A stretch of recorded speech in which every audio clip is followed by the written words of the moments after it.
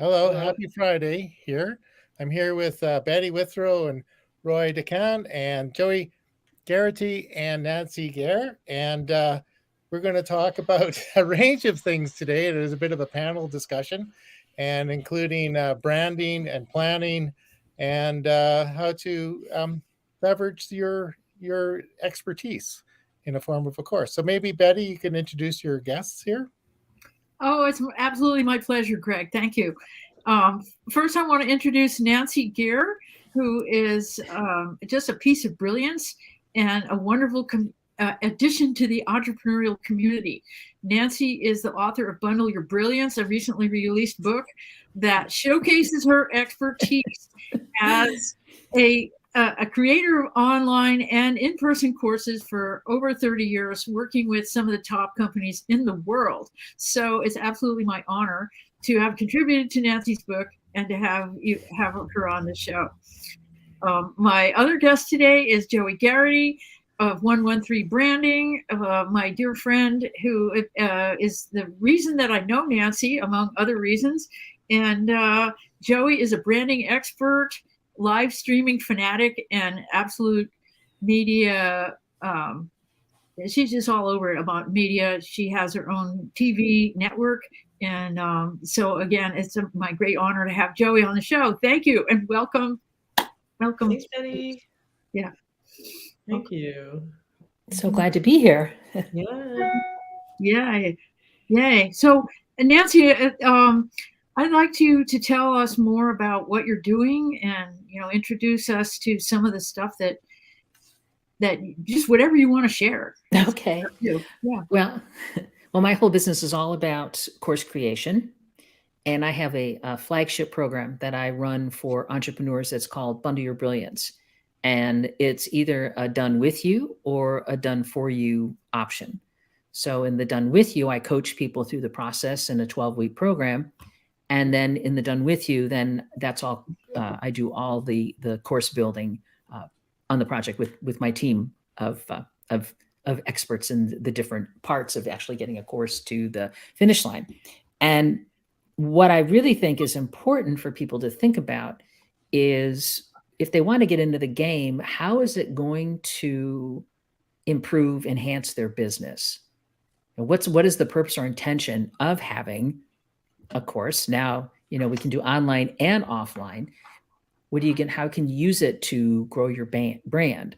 How can you use it so that you have more freedom, that you have more time to serve more people, and to really be strategic about it? Because that's the larger play in this game, rather than looking at, well, I'm just going to have an online course and I'm going to make $1 million because everybody's going to buy it overnight. And if you have a gigantic mailing list, good for you. You'll probably get there. But if you don't have a big list, it is more challenging to really crush it if you're looking at that as a single offer. So you're better to look at how does it integrate into everything that I do, whether you're a coach or a speaker or a consultant. Yeah, thank you, Nancy. That's perfect. Mm-hmm. Yeah, so that's almost our total traffic conversion motto there. How does it fit into everything else? Yeah. Like you just said, an integrated piece of your marketing. Your course is one element, your online presence is another, your speaking and your one-on-one is another. I mean, each one of these is contributing to your success. So that's a great overview. So, Joie, what would you like to share with us today? I'm just a super huge fan of the live stream component. I feel like live stream has given, there was this time where we used to be to one-to-one marketing conversion, and then with the internet we went to 1 to 100, 1,000, 100,000. Right. But what I really like about live is I like that there's two major components. One, it's great for face recognition. So it gives people an opportunity to get to know the face behind the brand. And then the other thing I like about it too is that it's great for emotional connection in regards to sharing your expertise out there, and then it doubles as also an excellent organic commercial. But I mean that in the best of ways. As long as you're leading with really valuable content, then it's a great way of building your community out there, and supporting others. I like to do it mostly in an interview format. And so that's why I launched my Superstar Women Entrepreneurs Media Network. It's all an interview format with the content creators. And it's a great way of how we're also doubling it as spotlighting others. Right. Yes. Mhm. So it's community building as well as everything else. Yeah, I was just on a stage recently. I'm a speaker. I've been on quite a few stages, and the room was packed. I mean, it was a couple hundred people there for sure. But what and I do appreciate that. I love that emotional connection in the room. However, I'm doing myself and the network. We're doing a show a week, right? And so we're certainly getting in front of more than a couple hundred people a week. And so to me, the live stream platform has become the ultimate speaker stage too. Of course, I'm going to keep speaking, and I'll keep doing that out there. But it's also it's a way of informing the marketplace and creating that emotional connection every single week, right? Of putting your value content out there, cross-pollinating it by bringing on superstar guests like yourselves, right? And then tagging those people, and then leveraging your social media platform across all your social media platforms. And I really like that, again, that community build out. I love anything that has to do with, getting away from a solo component and then taking that into more of a mega community network positioning. And I like that empowerment that goes on with that. Yeah, truth. And not to mention that it's a lot more fun. It really is. I think because of social media algorithms, the way that they've changed very dramatically and drastically, that I think there will be a point that most people will see the writing on the wall that going the solo route isn't going to work anymore. And so by connecting, and coming together as a support system, right? That way too, then everyone wins, right? Because right now, social media, they're building their very big empires on the back of us, if you really think about it. You know what I mean? Like, we're providing free content. We're showing up every day. We're growing our communities. We're friending other people, right? And yet their algorithms aren't necessarily favoring us, right? Yeah. And so that's why I think that the networking group community aspect of all this is really the route to go. Yeah.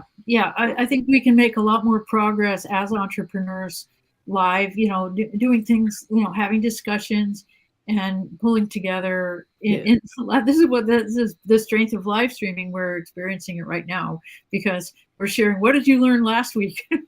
Okay. And not only that, but sharing it with our audience, to add value to their experience as well. So this whole deal here. So what else would we like to talk about, my friends? Like I said, this is as informal as it gets. And so how about this? How about I'll introduce Greg and Roy, and they can each tell everybody what they're about, because some of you have not met them yet. Great. Yeah. Okay, Greg, you're the instigator. You go first. Instigator. Yeah. So I've been doing sort of landing pages, online courses, membership things and a lot of video over the years. I've got 10,000 hours of video in. And one of the reasons I like doing live streaming is to avoid the need to do editing. Yeah. We'll just do it live, do it once. Yeah, all Me good. too. Good point. Yeah. So it's warts and all, right? It just makes it seem natural that way.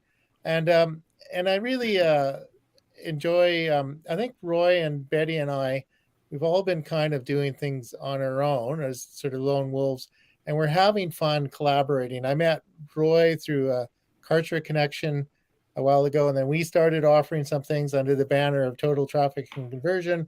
And then Betty and I met, and we started doing some video and scripting, and then we do things all together. And now we're actively looking for other, adventure partners so that we can, leverage what we do with what other people do, so we can offer a pretty complete set of solutions to people, and have some fun. We try to have some fun with it. Yeah. Yeah. Okay. So, Roy, any questions for me or comments or? No, that's why I like live too. So I like the real behind the live, and I don't edit. My network doesn't edit anything, and we won't be editing.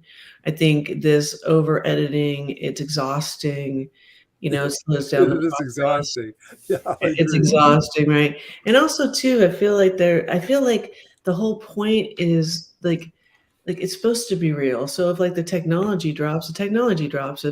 If someone's having an emotional moment, they're having an emotional moment. That's exactly why we're doing what we're doing. I think it's so much more fun, Totally. So that's another reason I jumped into the game, so I don't have to edit. I'm right there with that. As an editor, I can tell you, I edit the written word, not the video word. And anybody who can edit videos and still maintain their sanity, hats off. Thank you, Greg, because so much of that. I tried it a few times, and I just went, "This is not my thing." I'm not sure about that sanity part. Okay, well, functionality, shall we say? Okay, still smiling anyway. Yeah, well, that's the definition of sane in my world. If you're still smiling, you'll do. There you go. And Roy, tell us about you, please. Okay, well, I got started in this as a company because 2008, 2009 came along, and a whole lot of people ended up out of work. Some of them wanted to start new businesses, and there really wasn't any good way to let people know what you could do. The people had been using Yellow Pages before that, if you could even afford it, and classified ads, but those things were going out the window.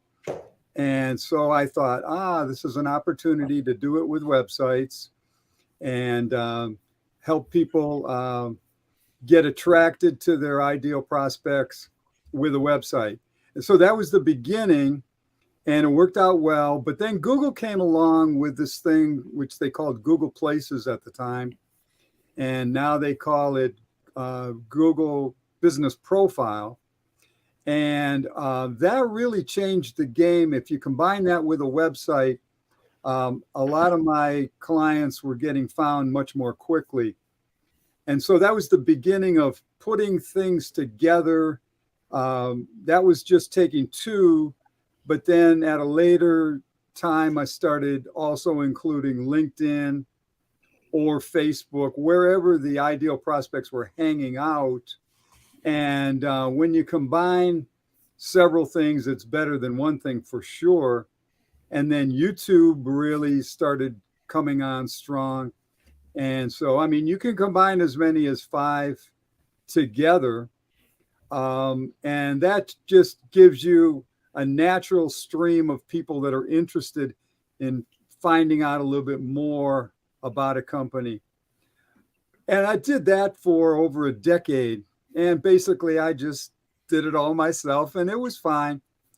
But when I met Greg, things kind of changed, because he could really take what I did, which was attract all the prospects, and he could help convert them so that they really became clients more easily. And then the idea has always been for me to make a lifetime client, so you've got them for years. That's when they become really valuable. And then Greg brought Betty in, and all of a sudden we really had something unique. So it was Greg and myself. It was like better than twice as good. But when Betty came along, it's like, wait a minute, this is a magnitude of difference for what we can really offer a client. And we could come at it from so many different angles. So, and then putting live on top of it, this has been really interesting, because that's really where the fun begins. It was fun just with the three of us combining our talents. And then we'd get on Zoom calls when we'd be trying to, land a client and that kind of thing. But when we took it to what Greg and I had been doing, but not as successfully as when Betty came along, and we really turned it into a fun time of a live call, which anybody can come on and anybody can enjoy and anybody can contribute. And all of a sudden, this is really fun, and it can be very productive as well. So, and it's good to see Burke. Hello, Burke.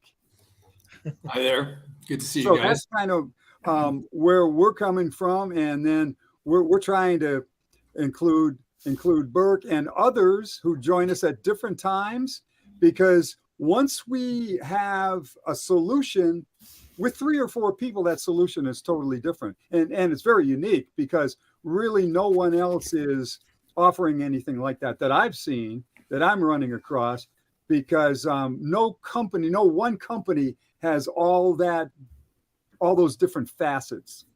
So, and we can change at a moment's notice depending on what the client needs.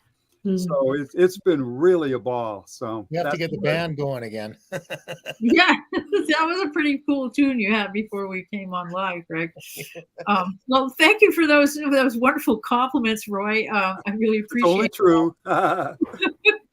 I really appreciate it. My feeling is that I'm all about communication, and being able to put together content for people that works is what I'm all about. So we come up with a strategy that, what does your business actually need? Do you need better emails? Do you need better video scripting? Do you need to have any of these things, and you're just pounding your head against the wall because it's a pain for you to do it? Don't have that. Have me and get it done. I've been telling people that for a while, and that's really my approach to things, is that if you're not enjoying creating your content, then don't do it. Tell me what you need, and I'll do it, because I love finding out. I love learning, and every person I work with, I learn. I love to learn. I want to write as you, not for you, and to really bring your message to your market in an effective way, so that you can get on with the show and do what you do best, which is taking care of your people, your clients. So that's my contribution to this team, and we continue to grow. So that's great. That's fabulous. And Burke is the business planning expert here. Do you want to tell us a bit more about what you do, Burke? Sure. I was just fooling around trying to get my little background thing to pop up there, like Roy's got his QR code, but it didn't quite work, but we'll figure that out later. It looks good on Zoom, but yeah, business power. I started out many years ago. I worked for Texas Instruments selling electronics. I was then the electronics buyer for the Sharper Image catalog, and they made me a catalog copywriter there. And then I was selling word processors in Silicon Valley. And then after that, PCs and Macs killed those.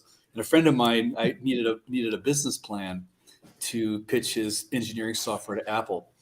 And because at the time, the Small Business Administration had determined from a study of the proverbial 4 out of 5 businesses that failed, that 65% of them had no business plan. So Apple wanted to see his plan, because they needed him to stay in business to develop and support the product.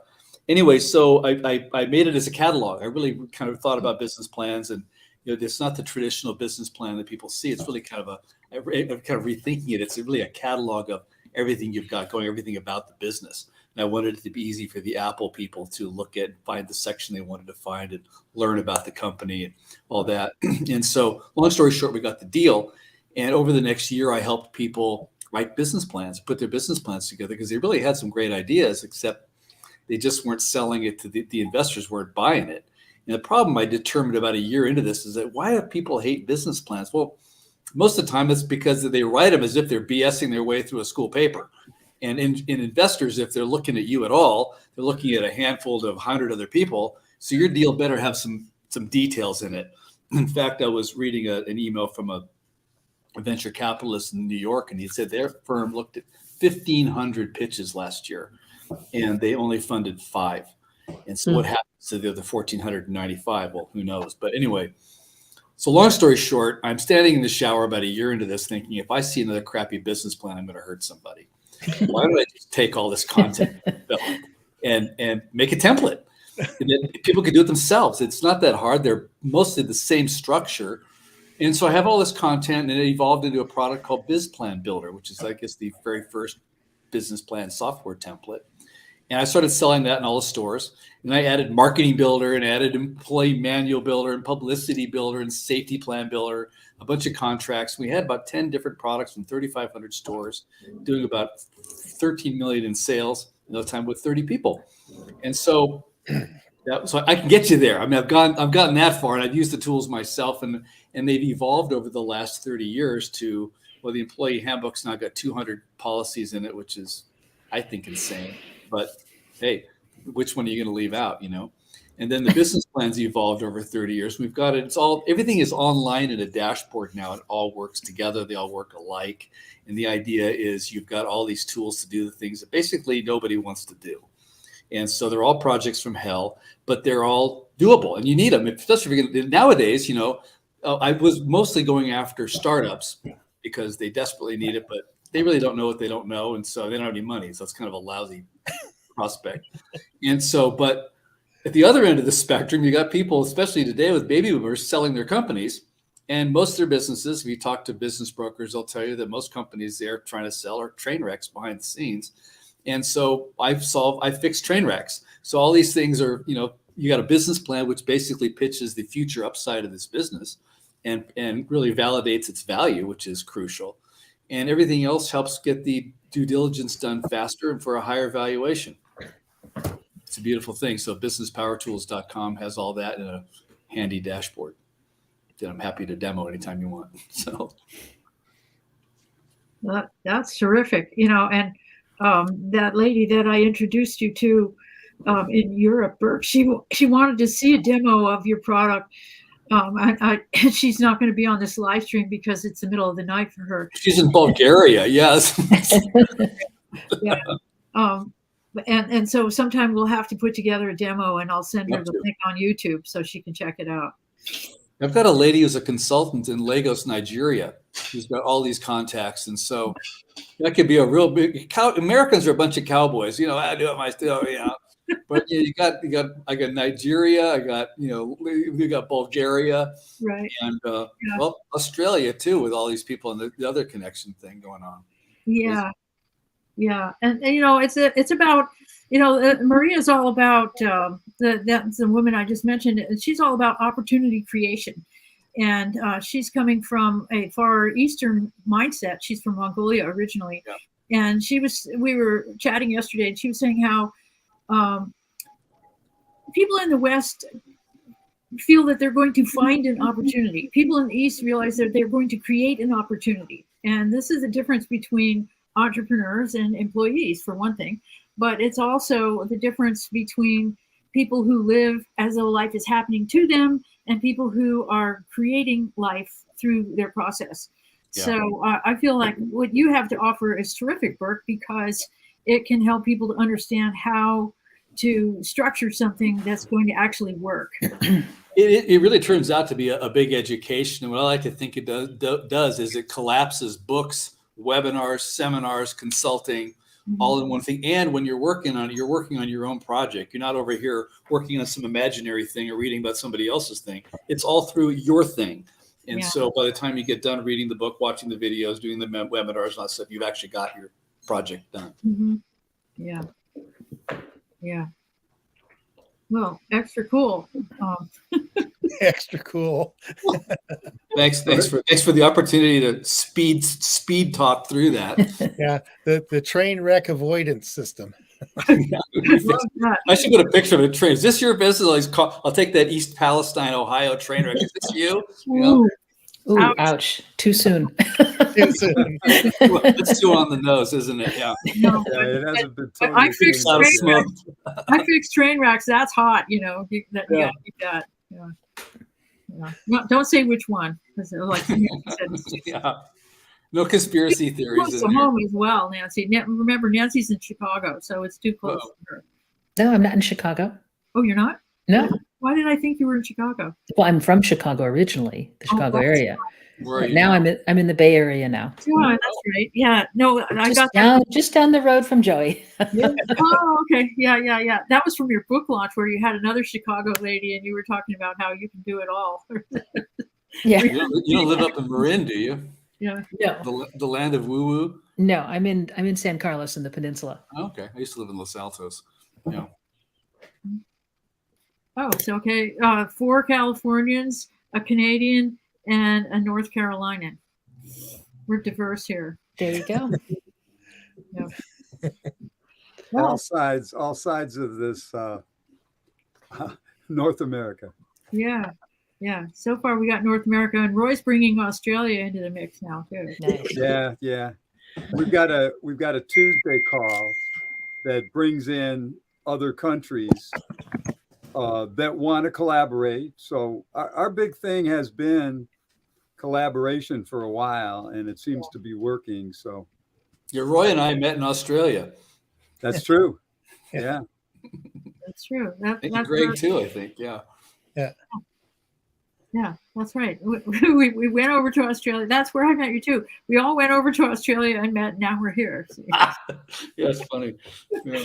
Yeah. Well, they want to get here too. So, we've got a lot to offer.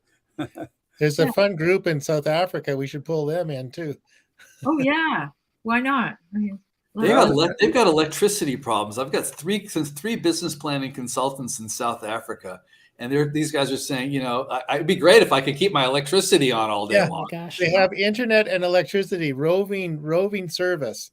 So I've been on broadcast. It says I think I can, as long as I'm done by 2:00, I think we're good. Because then it'll go poof. Yeah. I don't think you're going to see those guys go to green energy anytime soon. Yeah. wow. Well, we've been experiencing that right here in the Monterey Peninsula. I'm on the grid with the hospital, so we've had electricity most of the time. But the rest of Monterey had no power, for a day or two over there, and you never know. It's like, really? It's been crazy. Yeah. With the storms and everything that's happening and Well, there's a whole new product line coming out. I call it product lines. There's a bunch of companies making them. They're these, what are they? They're called, I want to say CNDs or something. They got to give it a name, right? Compact nuclear devices. Oh, but they're the size of a refrigerator, but it could power 400 homes. Yeah. Yeah. There's a bunch of hydrogen power solutions that are coming online soon too. Excellent. Nuclear sounds like more fun. The nuclear, what could go wrong? It's not the nuclear you're thinking of. What could go wrong? It's not like these don't do. They aren't a cold water reactor, and it's not using enriched uraniums. You're not using any kind of weapon device. But they're clean. They're silent. They're cheap. Yeah. Everything about them is good. So you have to kind of rejigger your thinking about nuclear because it ain't your granddaddy's nuclear. This is new stuff. Hey, thank you for letting me crash your very cool party, everyone. I have to jump.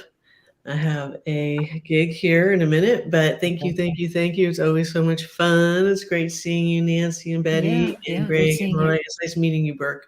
Nice meeting you, Joy. Thank you, Joey. Bye, you guys. Thank you for being here, Joey. Thanks, you guys. Thank you. Yeah. Yay. Probably on your next broadcast. I mean, that's like practically all she does is either broadcasting herself or teaching other people to broadcast or that. Yeah, and that's really important. Mm-hmm. Yeah, it is. It I is. missed her program. She was the speaker today talking about that. I missed all of it. Well, You missed it all. Oh, Burke, you got to start showing up on time, buddy. wow, I got to learn how to show up in several places. Wasn't there one of those not cartoon, but movies where you have these people with these extra powers, Uh-huh. And one of them was this guy standing there, and all of a sudden, boom! There's 7 of them. I want that guy. Yeah. Oh, okay. Your AI assistants. Yeah. So, Clone yourself. Nancy, do you want to brief Burke on who you are so that he can understand? Sure. So I'm in the Bay Area, and my work is in course creation. Any type of content, any type of delivery platform, I can get people from idea to implementation. Nice. And my background is working in instructional design, methodology that corporations use to create training programs. And I've been on a mission the last 2 years to bring that way of thinking and that approach to the entrepreneurial market, because everybody wants to be online because that's what all the cool kids are doing, but not everybody knows how to do it well. So we have a lot of recordings. Somebody took a webinar, put an intro on it, an outro on it, and said, hey, I have an online course now. And for the 3rd time today, I'm saying, hate to burst your bubble, people. You don't. You have a recording. Yeah. And there's nothing wrong with having recordings, but you need to position it for what it is. So is there a certain learning management system that you recommend or use, or is that's all part of your? It varies. Right now, I'm looking at moving from one platform onto MemberPress, attaching that to my WordPress site. And we look at everybody's situation to determine what their needs are and make a recommendation based on that. And we also look at it, if somebody's already got something going, we don't necessarily want to disrupt that, because moving is not an easy task. So Back in the day in the software business, we called that a switching cost. Yeah, exactly. It costs you to switch. Maybe you're getting a much better deal over here, but the cost of getting there from here is not worth it. Yeah. So that's good. And good. I won't say the name of the. I was on a platform and I had 2 things fail. One was my opt-in for my email stopped working. that cannot fail. Oh, boy. Yeah. So right. I discovered it because I did an event and everybody was sharing the love, how much they thought, they liked what I did. And then I went to check and I thought, well, this is weird. Nobody, not one person out of the 50 people. Yeah. It showed up as a new lead. And then that's how I discovered that it was broken. And I don't know how long it was broken. Oh, I discovered stuff like that in my God, it's just crazy making. Oh my God, hasn't been working for 6 months. And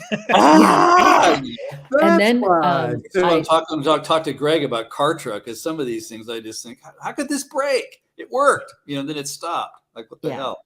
Yeah. So it's and I think that I think Kartra is a fine system for people that want an all-in-one solution. I'm now starting to build courses in an authoring tool called Articulate Rise. And the output from that is a SCORM package. And Kartra and Kajabi, as of last week, they don't accept that type of file format. They say you should use our course builder tools.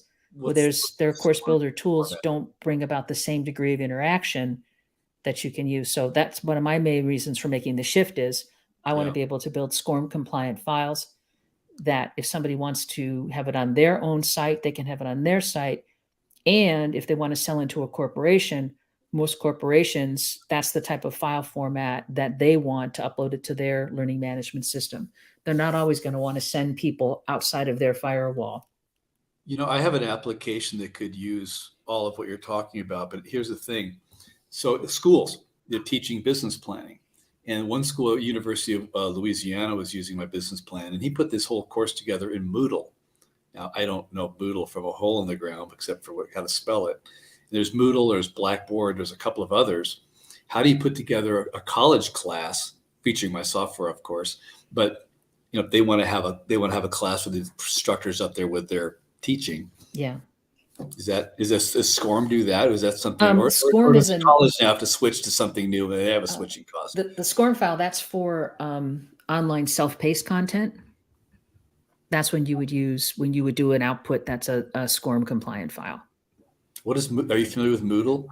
I know that's one of the platforms that the universities are on. I haven't built an. I work mostly in the entrepreneur and corporate market. I haven't had anything come up in education, so I just haven't played there. Blackboard, I know at Blackboard. When I've taken university courses, I've had to interact with Blackboard. It's been a while, and now there's something called Canvas. If I want to get into schools, I need to have something that works with those guys, and they can. If I could build it for them and they could just use it, because everybody's lazy, so that would be ideal. And I would check and see if for e-learning type of content, if they, what's the format that they want it in. And SCORM is like I'm not the technical person in the team, but it's a fancy zip file, so you export it into that format. And then when it goes onto the LMS, when you open it up, then all the components, they know where to go, and then the magic happens. That's my best. It happens automagically, yeah. It's automagic. It's supposed to be, but I'm finding, we've been in this age of watch a video, do a worksheet, watch a video, do a worksheet. Now, if you go into an authoring tool, then you have an opportunity to create interactive components where people are actually doing something on the screen. It might be a flip card. It might be a carousel where you click a button and the content advances. It might be an accordion where you have a list that's collapsed and then you click on each item and it opens it. Mine's a menu tree. You just click down the menu of either the employee handbook or the business plan, and it opens up the editor. And then above the editor, you can click on a video where it's me explaining, like, here's what you're supposed to do here. Or here's what investors and lenders are looking for and why you want to do this. But anyway, we'll have to replace that one of these days too. Yeah, I know there's always something, and I just have started moving people in this direction, because I think it just creates for a better experience. I think that a lot of the content that people put out there, we talked about, video. Well, Greg knows what it takes to edit a video and have a lot of changes and make it interesting. Not everybody is going to want to do that much post-production. So, okay, what can you do?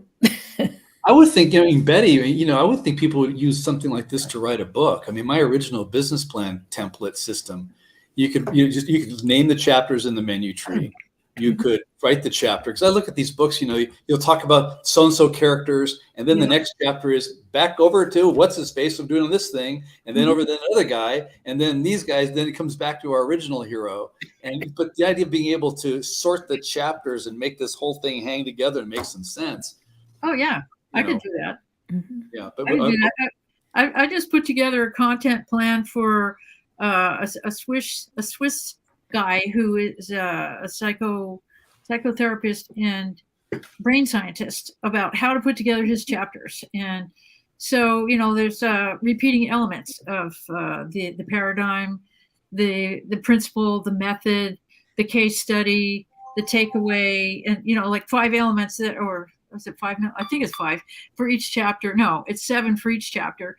And then, repeating through the experience so that the book comes together and it makes sense. And you can literally jump from one area of brain science or therapy to another, and it's still consistent as far as how are you writing this? This isn't all in Word, is it? I mean, how do you write in Word?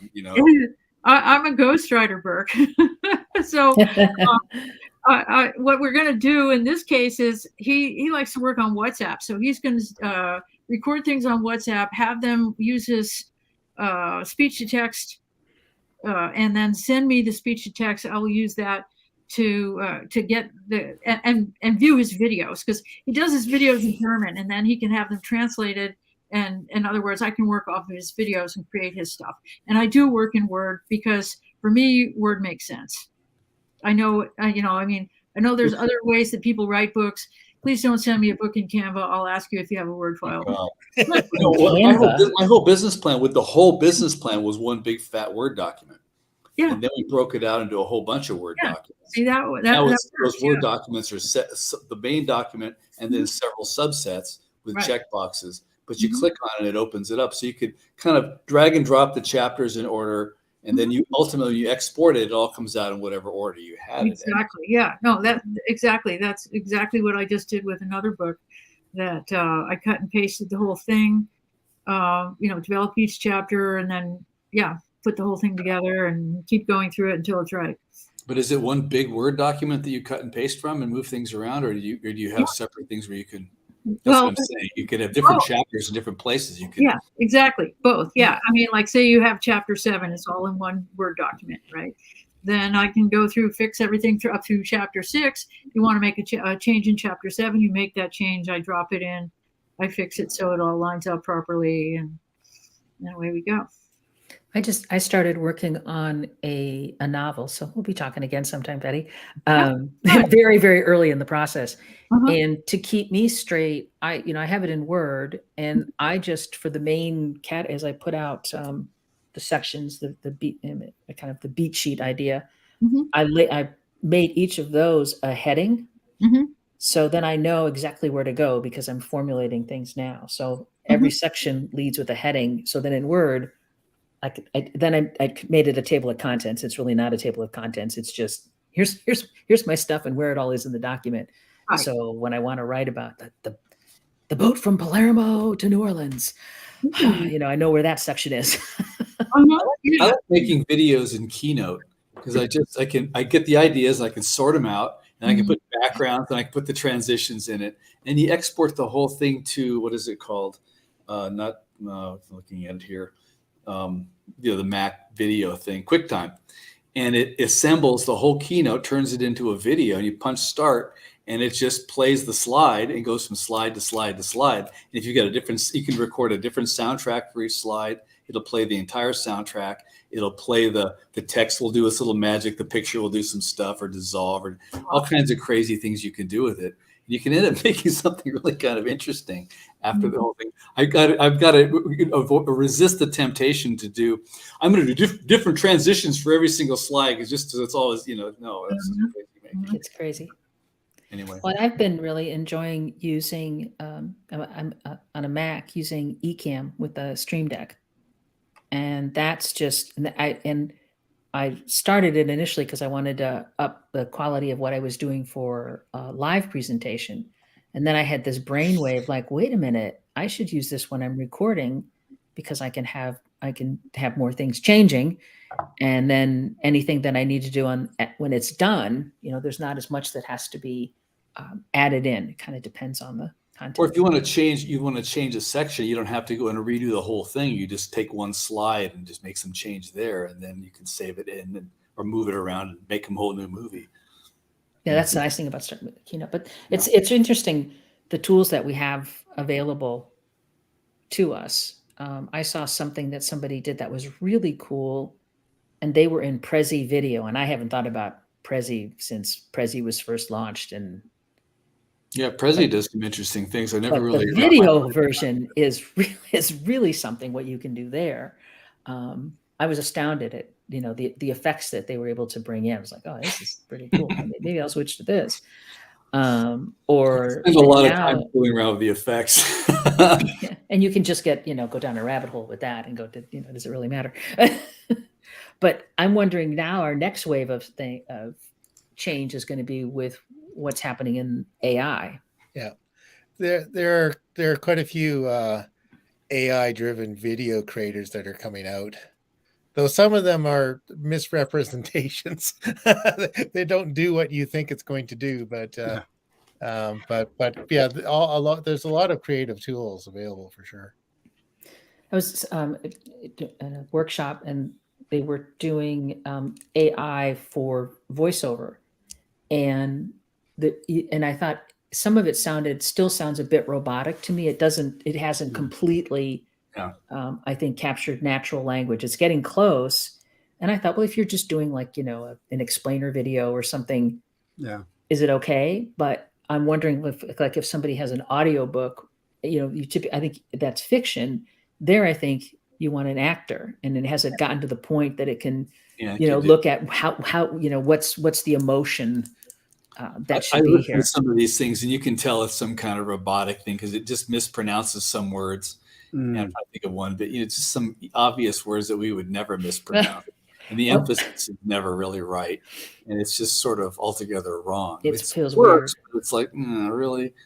I was at a conference last year, and I appreciated that they had translation for people there that were hearing impaired. But it turned into, no, it wasn't that, but it turned into a big joke for most of the audience because it didn't capture all the words correctly. And so you're listening and you're watching, and then people would start laughing, and the speaker has no idea, like, why are you laughing now? But it's just it's going to be fascinating to see, kind of, because it seems like all of a sudden there's this proliferation of AI tools, and it's almost overwhelming. Like, man, what Well, the thing that next? Concerns me is it's being very well hyped, but I go back to movies like Westworld and 2001: A Space Odyssey, which really point out that there's problems. When something goes wrong, it's seriously like, sorry, Dave. Dave can't get back in the space. Are you sure to want to do that, Dave? Yeah, Dave. And then Yul Brynner, the cowboy in Westworld, just goes crazy and starts shooting the guests. I put something horribly wrong into Chat GPT, and it came back and it said, I apologize. It's something like one time it apologized. I was like, oh, this is weird. And then somebody else did something about, she put in, why do women hate to cook? And it kind of scolded her and said, you shouldn't, that's not what it's all about. So it's a robot with an attitude. That's just what we need. Yeah. So it's starting, because it's coming back and going, that's a stupid question. Well, I'm thinking I'd like to record, for the driving instructions for your GPS, I'd like to make the snarky version, you missed the turnoff, you knucklehead, turn around, go back. Gosh, do you remember when Robin Williams did a GPS voice? No. And it was like an angry Scotsman. Oh yeah. So there's a Doonesbury cartoon, and they had Clint Eastwood recording, the commands, right? It says left, right, go, stop. Are you coming up to an intersection? No. You come up to the intersection. Do you feel lucky? Yeah. Do you feel lucky? Yeah. Do you? Or the Starman thing. So red means stop, green means go, and yellow means go faster. Yeah, right. Yeah. Wonderful. Oh my gosh. Yeah. GPS can get you good and lost too. I was going out to visit my sister out in the Podunk area near Fresno, and it was it Google Maps got me way lost, and then my cell phone started to die, and I was like, oh joy, now I get to stop and ask for directions. It's old school. Yeah, old school, except that there was nowhere to stop. It was just like this highway through the raisin fields, and eventually there will be somebody that you can ask to help, oh no, it's 15 miles that way, yeah, wonderful, thank you. Yeah, we were in Colorado, and I'd entered the wrong address in with the RV, and next thing you know, there's nothing but side-by-side ATVs and motocross bikes on the road, and it says, oh, I think we made a wrong turn. Anyway, so it was a bit difficult to get the RV turned around. Where we went was barely any better. Or New England, they give you directions like, what you do is you go 2 looks up the road and turn left where the old church used to be. Like, what the hell does that mean? You go as far as you can see, that's one look. And then you get to there and you go as far as you can see again, that's the second look. And then you go as far as where the church used to be, which it's not there anymore. So you're screwed. Yeah. But at least the 2 looks or the 3 looks, I thought was kind of amusing. That you can figure out. Yeah. Where the church used to be, I don't know. And then there's the Newfoundland instructions. You go north for 3 beer, then you turn left and go another 4 beer, and then finally you say, where the hell am I? So you don't care. But then it doesn't make any difference. You can't, you're shot anyway. Oh boy. Yeah. Well, we did some work for a courier company. We actually get instructions like that, So you go drive down the road, and then you see the old spruce tree and turn left, and then there's this broken down fence, and what's your address? I don't know what it is. It's okay. So when I was doing delivery, it says, "Thank you for having a visible number sign on the road." Well, I'm a real stickler for instructions, for directions, because it can be so annoying. They'll say, "Well, we're at 123 XYZ Street." Well, okay, you can plug that in, but it'd be helpful to know you drive up the street. There'll be a 7-Eleven on the left corner, or turn right at the 7-Eleven. Okay. Note to self: there's a big landmark that you can recognize. Drive, 3 blocks, you'll see 2 palm trees, and it's across the street at number 123. Just that little extra, what do you call it, color in there, to me makes a world of difference. Kind of like you get the right brain and the left brain going at the same time. Yeah. Anyway, just a thought. Just a thought. Yeah. I had a book called Road Trip USA by Jamie Jenkins, and I took the road to nowhere from North Dakota to the Mexican border on Texas. And one of the things it says, well, you have been in Oklahoma when you hit the Texas border, and then you'll wonder where the heck that town was that's on the map. And it was true. There was no indication when you entered Oklahoma. You just knew it when you came out the other side.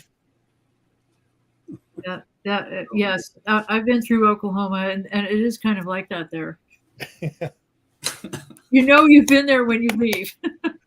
It's where you get the long stretch of highway, and then there's like a bump, and then there's another long stretch of highway and another kind of rise, and you go over that, and another one, and another one. You think, well, maybe over the next rise there's going to be a town. Nope. The next rise, nope. How about a next rise? Nope. You just keep going and going and going. God, really? Yeah, Northern Nevada.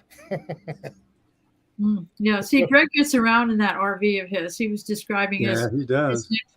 his next trip across Canada and then down into the United States on his way west. Okay, yeah. Well, speaking of Northern Nevada, I used to have an airplane, and I took off out of Palo Alto flying to Idaho.